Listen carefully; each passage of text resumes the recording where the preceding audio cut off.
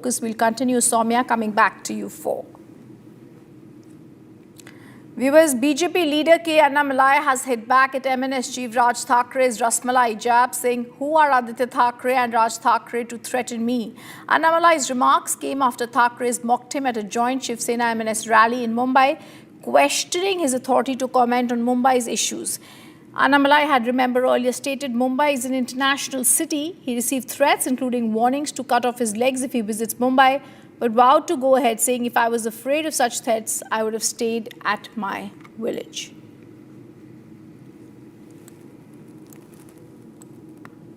काल परवाकडे कोणतरी एक तामिळनाडूमधून रसमलाई आली होती. तो सांगतो मुंबईचा आणि म्हणजे महाराष्ट्राचा संबंध काय. तुझा काय संबंध आहे इथे याचा.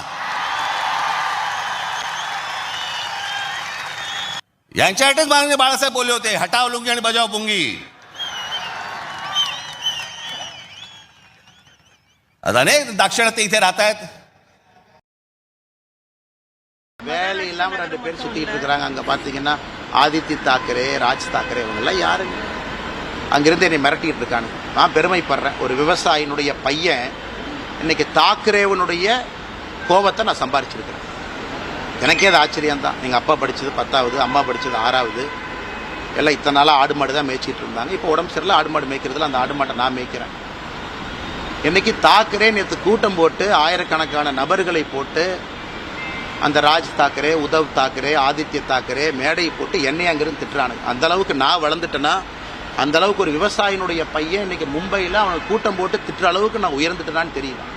சிவசேனா, இன்னைக்கு தாக்கரேவோட சிவசேனா அவங்களுடைய பத்திரிகை நம்ம முரசொலி மாதிரி சாம்லான்னு ஒன்று வச்சிருக்கானுங்க. அதில் எழுதியிருக்கானுங்க, மும்பைக்குள்ள வந்தால் என் காலை வெட்டுவேன், இங்கடிப்பேன். நான் மும்பைக்கு வரத்தான் போகிறேன், நீ இங்கடிச்சு பாரு, காலை வெட்டிப்பாரு, அதான் 2 ஒன்று பார்த்துடலாம்.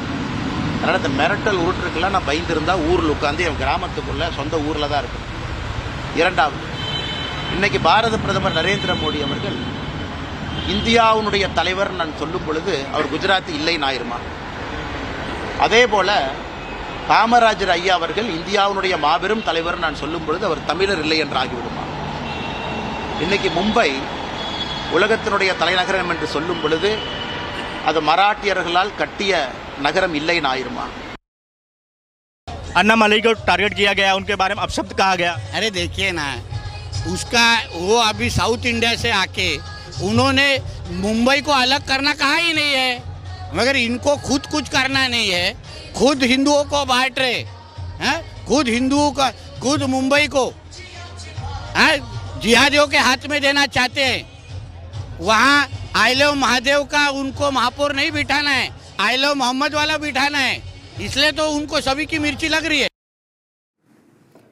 Today, Prime Minister Narendra Modi welcomed German Chancellor Friedrich Merz at the Sabarmati Ashram in Ahmedabad, marking the German leader's first official visit to India since assuming office. The two leaders also attended a traditional kite festival following the most